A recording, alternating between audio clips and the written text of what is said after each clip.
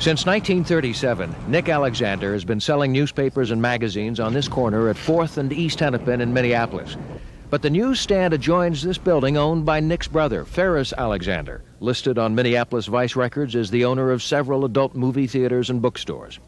Ferris has wanted Nick evicted since his lease ran out last December. Nick took his brother to court, disputing Ferris's ownership of the building and his authority to evict. But today, Ferris won a summary judgment, a decision without trial in municipal court. He felt vindicated. I'm the person that built the newsstand in 1937.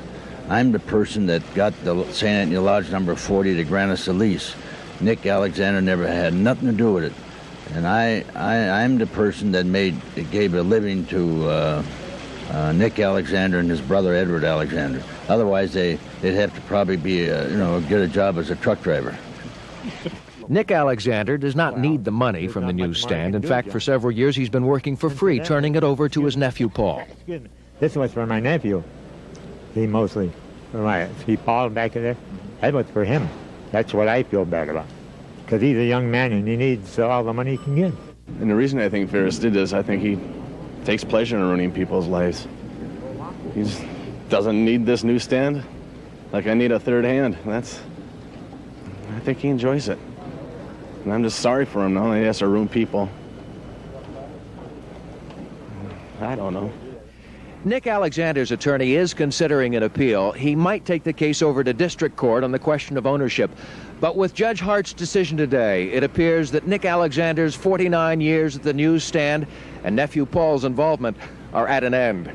John Bachman, News 11 in Minneapolis. On tonight's 10 p.m. report, more trouble for the reputed porn king Ferris Alexander. Did he evade taxes?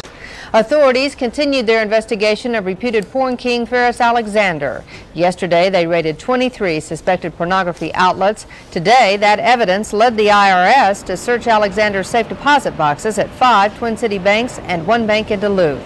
Search warrants indicate authorities are pursuing a tax evasion case against Alexander that goes back 3 years, along with some possible charges for transporting obscene material.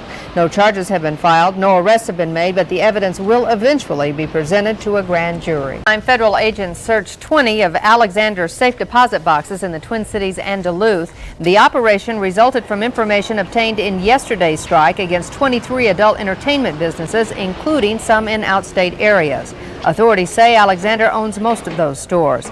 They're trying to build a two-pronged case against him, centering on transportation of obscene materials and tax evasion. So far, though, no charges have been filed, no arrests made. The businesses remain open.